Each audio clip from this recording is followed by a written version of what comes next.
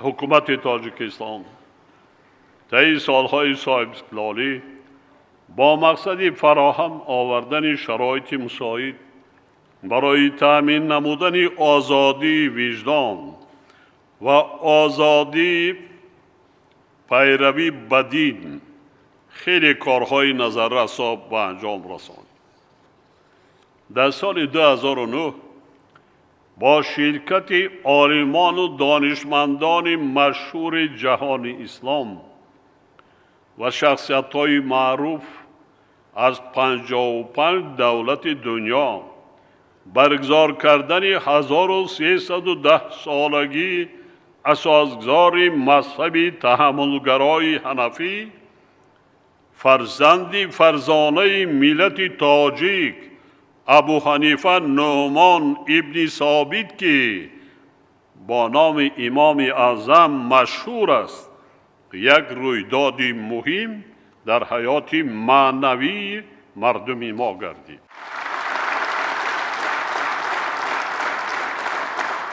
وقتی من چنین قرار قبول کردم برای برگزاری چنین چاره‌بینی، بعضا نمایندگان اهل ضیا و اینتلیجنس مملکت مخالف بودند و با کدام مقصد ما این کار براه ماندند؟ چون من دیدم که مردم ما نه پیر مذهب میگوید نه مذهب خودش میداند، حتی بسیاریان نمیدانستند که ما در کدام مذهب قرار داریم.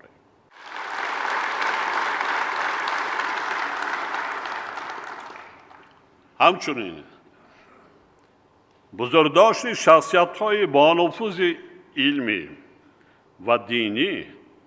مولانا جلال الدین بلخی،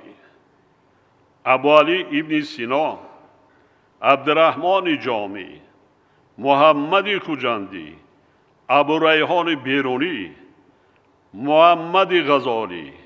ناصر خسرو قبادیانی، میر سعید علی حمدانی و دیگران چاپ آثار زیاد اخلاقی و علمی متفکران گذشته و زبان تاجیکی ترجمه کردن و 3 مراتبه نشر نمودن قرآن کریم و به مردم تاجیکستان دسترس گردانیدن آن از جمله کارهای می باشند که در این سمت به انجام رسیدند.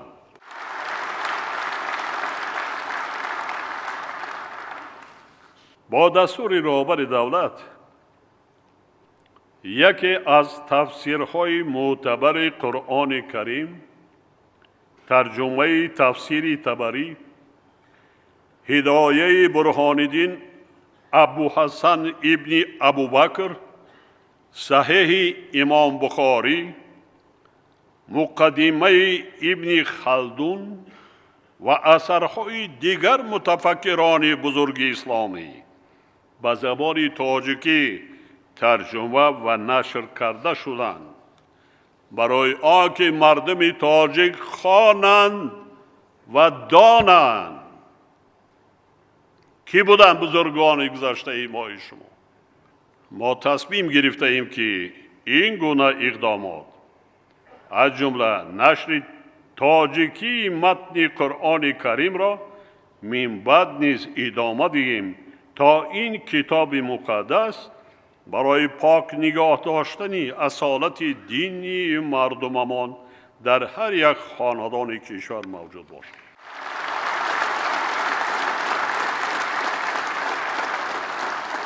تاجیکستان از روزهای اولی صاحب استقلالی به حقوق و آزادی‌های انسان و شهروند همچون ارزش عالی مناسبت نموده برای عملی گردانیدن آنها اصول و واسطه‌های ضروری را در ساختار دولتی تشکل داد. تأسیس کمیته دین، تنظیم عنعنه و جشن و مراسم در نزد حکومت، مؤسسه دولتی مرکز اسلام شناسی در نزد پرزیدنت مملکت، دانشکده اسلامی تاجیکستان به نام امام اعظم، قبول قانونهای جمهوری تاجیکستان درباره تنظیم عنعنه و جشن و مراسم، درباره آزادی وجدان و اتحادیه‌های دینی، مسئولیت پدر و مادر در تعلیم و تربیت فرزند، با پیگیری 4000 اتحادیه دینی یعنی مسجدها و تشکیل سفر دستجمعانه شهروندان به حج و عمره از جمله اقدامات در این سمت عملی گردیده می باشد. دولت تاجیکستان نسبت به همه دینها نظری نیک داشته، شرایط سازگار اعتقادی را برای پیروان آنها تامین کرده است و خصوصاً برای رشد دین مبین اسلام که 99% ساکنان کشور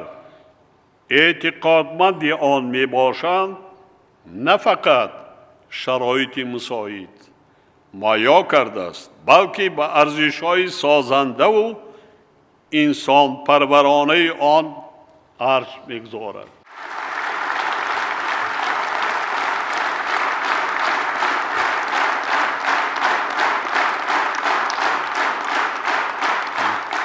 ما این اقدامات را همچون ادامه کارهای انجام داده گذشتگان نیکنام خود در راه حفظ و تکامل ارزش‌های اعتقادی و اخلاقی دین مبین اسلام، پاکسازی آن از همه گونه خرافات و تعصب، حمایه از تفرقه اندازی و پایداری اصالت دینیمان انجام دادیم. زیرا فرزانه ملت تاجیک ابو حنیفه نعمان ابن ثابت یا امام اعظم پایه‌گذار بزرگترین مذهب تحملگرای اسلام است که شماره پیروانش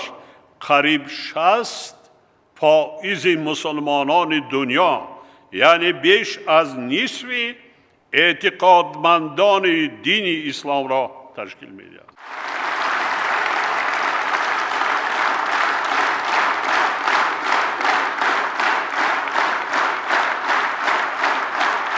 چگونه از این گونه بزرگان افتخار نکنیم؟ چگونه؟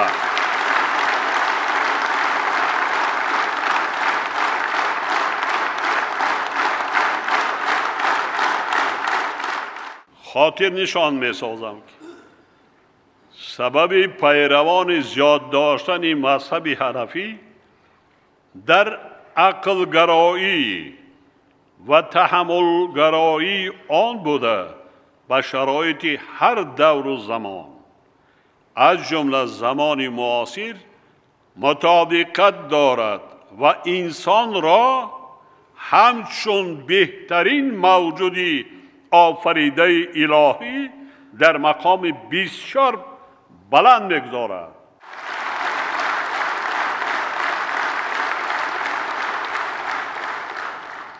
واقعاً در زمان معاصر خلق و ملت ها با راه آموختن و اختراع کردن علم و دانش و تکنیک و تکنولوژی های معاصر کوشش میکنند که ارزش های ملی، دستاوردهای فرهنگی و آزادی های شخصی خود را در پناه دولت صاحب استقلال خویش از تهدید جهانی شوی منفعت‌ها و سوء استفاده ارزش‌ها